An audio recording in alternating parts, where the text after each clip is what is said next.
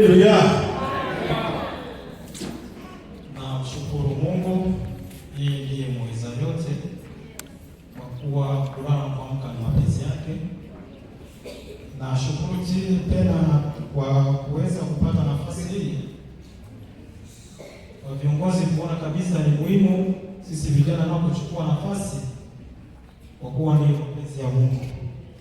Amen, amen. Bwana Yesu asifiwe.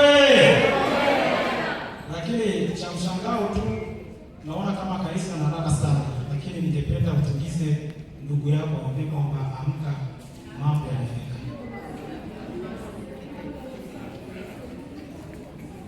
Bwana Yesu asifiwe sana.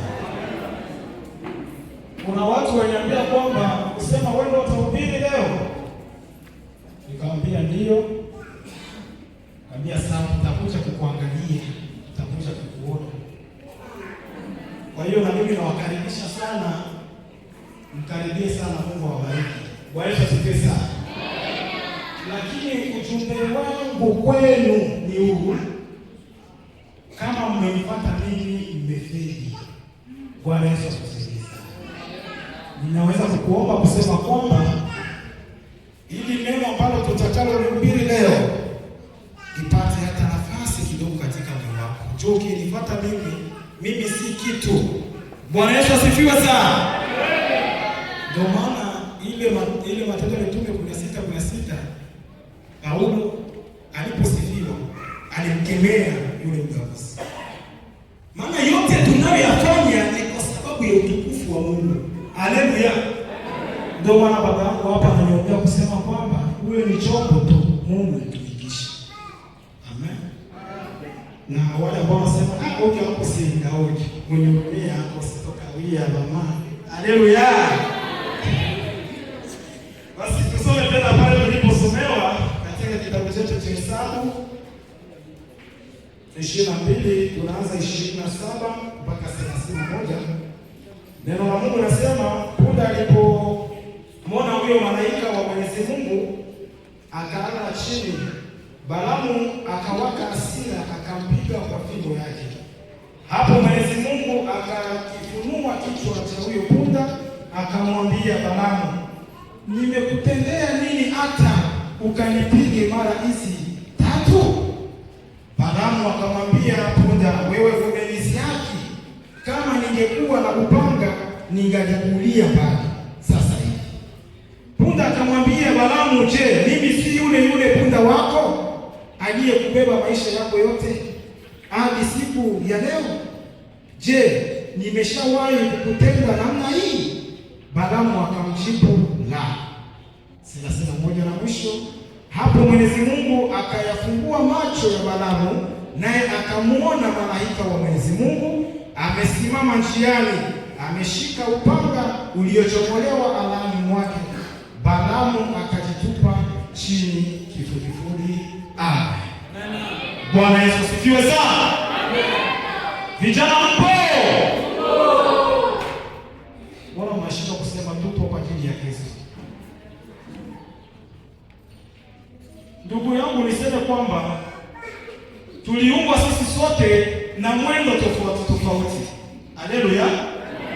Kuna waliopewa pia ukilema, lakini wanatembea hivyo hivyo. Ningependa kukwambia kwamba sisi wote tumeitwa na Mungu, lakini huenda haujazoea namna nitakayohubiri au kufundisha. Unyuie rasi ili twende vizuri. Bwana Yesu asifiwe sana.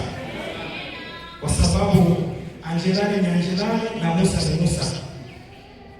Kitabu cha Hesabu ni mojawapo ya vitabu vitano vya Musa. Nacho ni kinachukua nafasi ya 4 katika hiyo vitabu. Na hiki kitabu kiliandikwa na Musa. Na kitabu hichi kina majina mengi sana kufuatana na matukio yaliyotukia. Bwana Yesu atusaidie sana. Amen. Kitabu hichi cha Hesabu kinaitwa kitabu cha kusafiri. Kiliitwa kitabu cha kusafiri kwa sababu walitoka Misri wana wa Israeli kuelekea Kanaani, ambapo Mungu alikuwa anaangalia sana. Kwa sababu gani tuite pema? Kwa sababu ulikuwa una raha. Kwa sababu ukiishi katika nchi ya utumwa hautakuwa na uhuru wa kila kitu. Bwana Yesu asifiwe sana. Kiitwa tena kitabu cha kuita majina. Kiitwa kitabu cha kuita majina kwa sababu ilikuwa sisa iliyoamuliwa na Mwenyezi Mungu. Haleluya. Pia kiitwa kitabu cha jangwani kwa sababu kiliandikwa jangwani. Kiitwa tena kitabu cha manunguniko kwa sababu ya taabu walizozipata, na hayo yote kuhusiana na hizo taabu ilitokana na kutokumtii Mungu na kushindwa kuheshimu sheria na matakwa ambayo Mungu aliwatakia waweze kutembelea. Bwana Yesu asifiwe sana. Na ndio maana kikaandikwa kusema kwamba kitabu pia kinaitwa kitabu cha manunguniko kwa sababu walimnungunikia. Bwana Yesu asifiwe. Pia kinaitwa kitabu cha kutangatanga jangwani kwa sababu ya kutokuamini kwao. Haleluya. Ya kutokumwamini kwao kwamba Mungu ni muweza yote. Ndio maana walitangatanga katika hilo jambo. Na mwisho kiliitwa ni shule ya Mungu kwa sababu Mungu aliwapa mahitaji yao kila wakati walipomlilia. Mungu aliwafundisha kwa mapigo makubwa kila wakati walipomkosea. Bwana Yesu asifiwe sana. Yaani kinaitwa kitabu shule ya Mungu kwa sababu Mungu aliwafundisha kwa namna tofauti tofauti. Haleluya. Sasa hapo ambapo tumesomewa ni habari ya Balaamu na Balaki mfalme wa Moabu. Haleluya.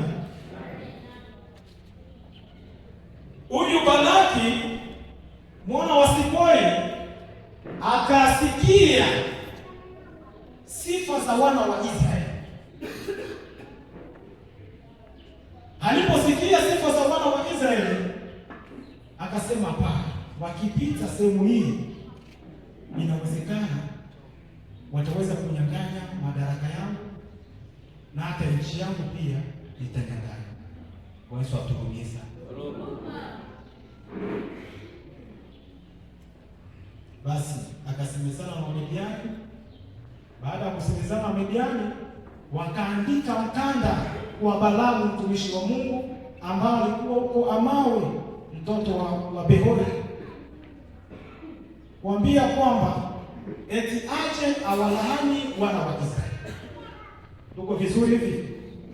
Mnifuate vizuri, tutafika mwisho. Kwa sababu Balaamu alikuwa na uwezo wa kubariki na wa kulaani.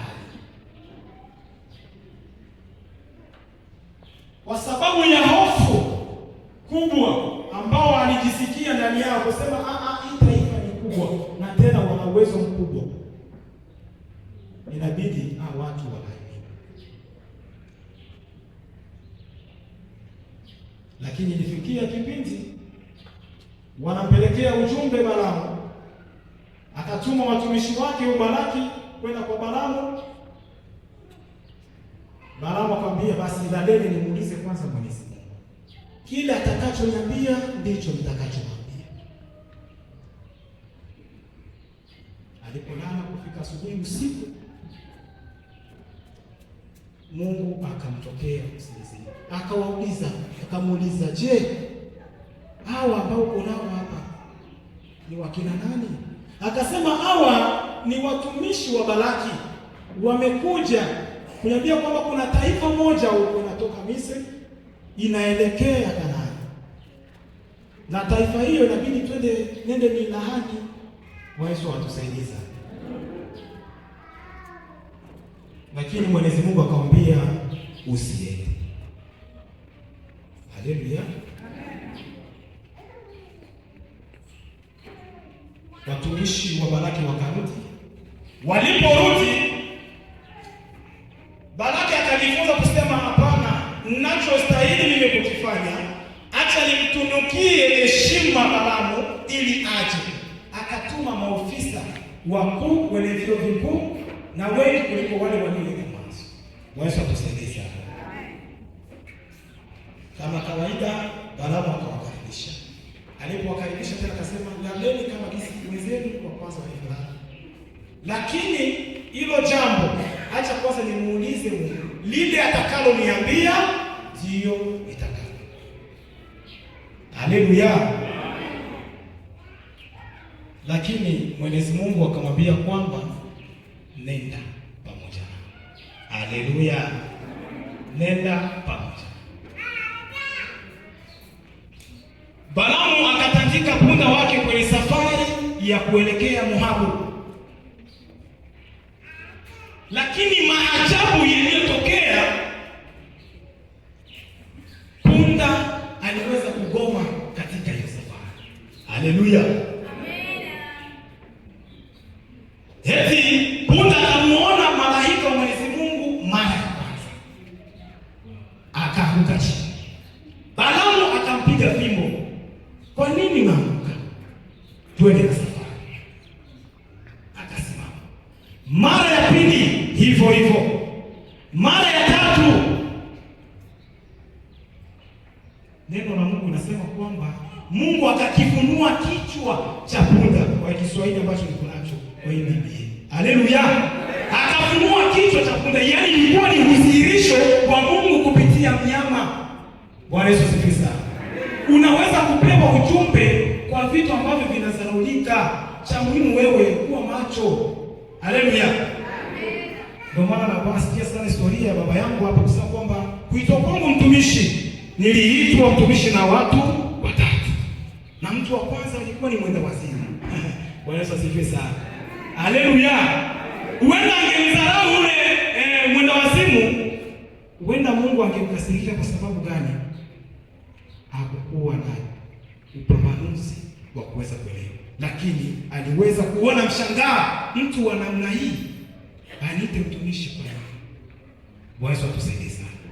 Kuna mama mmoja alikuwa ni mcha Mungu, alipoenda shambani mbele ya kufanya kazi anamuomba Mungu, lakini cha ajabu anaanza kazi, ngee ikakuja ikamuuma kwenye mguu. Akalalamika sana, akamwambia Mwenyezi Mungu, mbona kila siku anakuomba unanikushia kwa nini? Na ulitupatia mamlaka ukanyaga nyoka na nge. Bwana Yesu atuhurumie sana. Haleluya. Ndio maana waimbaji wetu hapo wameimba kusema kwamba nani awezaye kutambua mawazo yake Mungu. Haleluya. Wakasema tena, nani atakayejua siri za Mungu? Nani? Lakini mama alipogasibika na kutoka na kwenda kumnungunikia Mungu na kusema kwamba hata kulima sio tena, alipotoa tu nguo, mti ukaanguka. Bwana Yesu asifiwe sana.